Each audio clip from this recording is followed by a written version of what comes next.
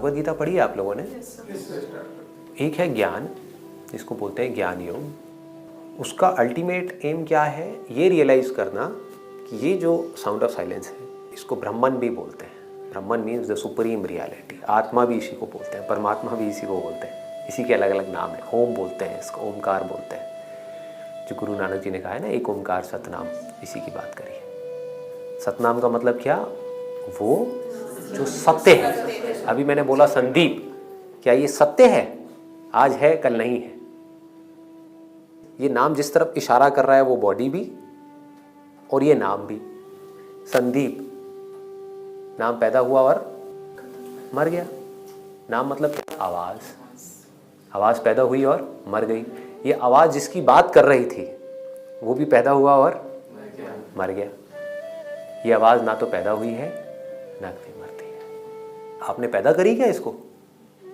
आपके होने से पहले भी ये थी, आज से हजारों साल पहले भी थी, आज भी है और हमेशा रहेगी। इसलिए इसको सतनाम बोलते हैं। अब क्या हुआ, आप लोगों ने एक जंप मार दी। जंप मतलब क्या?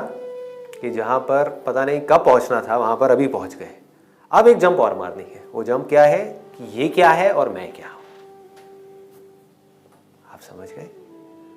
उस दिन आपकी रियल स्पिरिचुअलिटी की शुरुआत हो जाएगी। ये तो आपने रियलाइज कर लिया, बट आपके लिए क्या है? एक साउंड ही तो है। आप कहोगे जो भी है रियलिटी है, ये है वो है, आपके लिए होगी, मेरे को क्या फर्क पड़ता है ना? अगर मैं कहूं ये आप ही हो तो अभी समझ नहीं आएगा ना। इसको समझना है।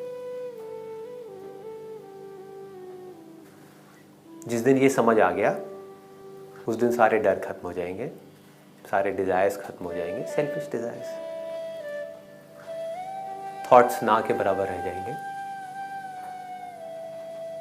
और आप फ्री हो जाओगे। इसको जितना आप गहराई से समझोगे थ्रू भगवद गीता, वेद, उपनिषद, सूफी जो लोग हैं उनकी बातें सुन सुन करके, पढ़ के, ऐसी बहुत सारे ट्रेडिशंस हैं। तो अगर आपको ये समझ आ जाए बारीकी से कि ये क्या है, मैं क्या हूँ, ये दुनिया क्या है, बॉडी क्या है, माइंड क्या है, भगवान क्या है, ये सारी गुत्थियाँ सुलझ जाए तो आप समझ जाओ आप बन गए ज्ञान योगी। अब आपको ज्ञान हो गया, इसको आत्मज्ञान बोलते हैं। Then you are liberated. ये एक रास्ता है, लेकिन ये हर एक के लिए नहीं है।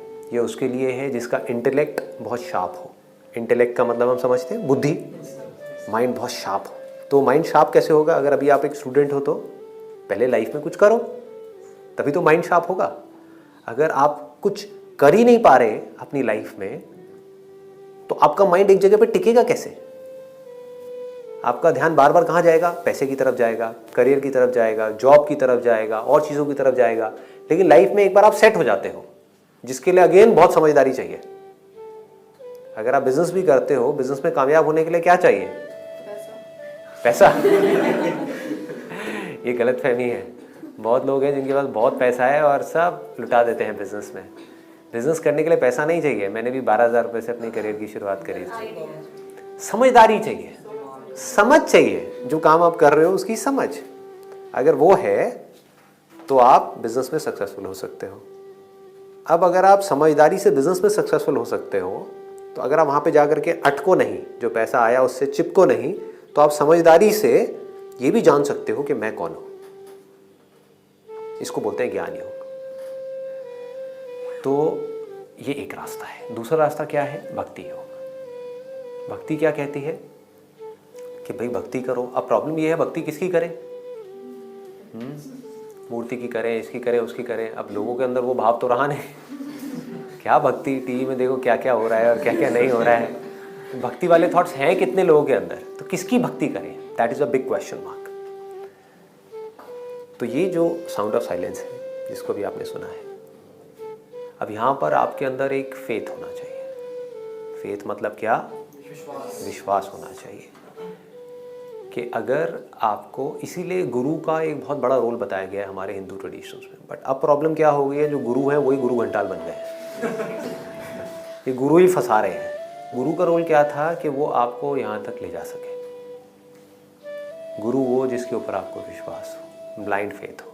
कि अगर वो मेरे को ये कह रहा है तो उसका अपना कोई मतलब नहीं है, ज़रूर उसमें कुछ ना कुछ मेरा ही भला होगा। तो आपके लिए भक्ति का जो रास्ता है वो खुल जाता है। वो क्या कहता है कि मेरे लिए ये जो साउंड ऑफ साइलेंस है यही भगवान है,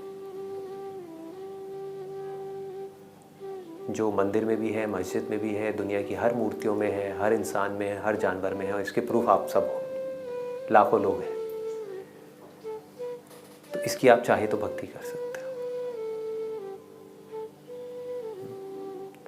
तो जब इस भाव से आप इसके साथ में रहोगे तो ऑटोमेटिकली आपके सारे डर ढह जाएंगे, क्योंकि अब भगवान कहीं बाहर नहीं है। उसके लिए आपको मंदिर जाने की ज़रूरत नहीं है, मस्जिद नहीं, गुरुद्वारे नहीं, चर्च में नहीं जाना पड़ेगा, वो आपके पास ही है।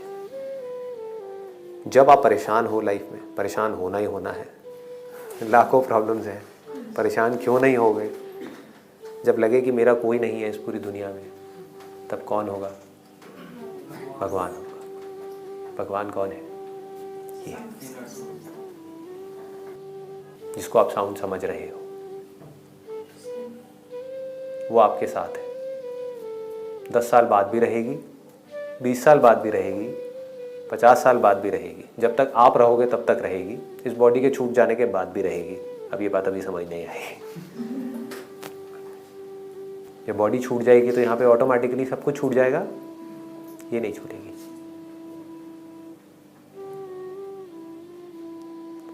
तो अब अगर ये भाव आपके अंदर पैदा हो जाता है तो यहाँ से सरेंडर आ जाता है कि जब भगवान मेरे इतने पास है तो कहीं जाने की ज़रूरत क्या है, कुछ किसी से डरने की ज़रूरत क्या है। तो आप क्या करोगे? यहाँ पर अपने आप को सरेंडर कर दोगे, इस साउंड ऑफ साइलेंस के हाथ में अपने आप को दे दोगे, and you will be peaceful. ठीक है जी। लास्ट रास्ता क्या है? कर्मयोग। कर्मयोग का मतलब क्या है? ये बहुत कम लोग समझ पाते हैं कि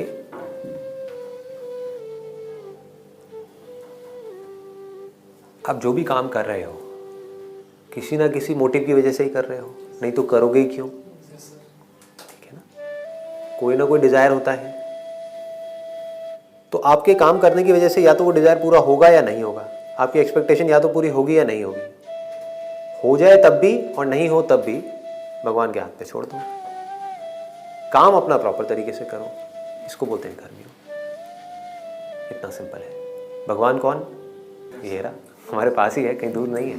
इसके लिए पहाड़ों पे जाने की ज़रूरत नहीं है, मेडिटेशन करने की ज़रूरत नहीं है। ये बड़ी गलत फहमी है जो लोगों ने, कुछ जो अपने ये है ना ऑर्गेनाइजेशंस हैं, उन्होंने अपने फ़ायदे के लिए ऐसी ऐसी चीज़ें फैला दी हैं कि भगवान को पाने के लिए आपको पता नहीं क्या क्या करना पड़ेगा। आप कुछ भी कर लो, आना फाइनली यहीं पड़ेगा। अभी आओ, हजारों सालों बाद आओ, वो आपके ऊपर है कब आते हो, आना यहीं पड़ेगा। इसके बिना मन शांत नहीं होगा।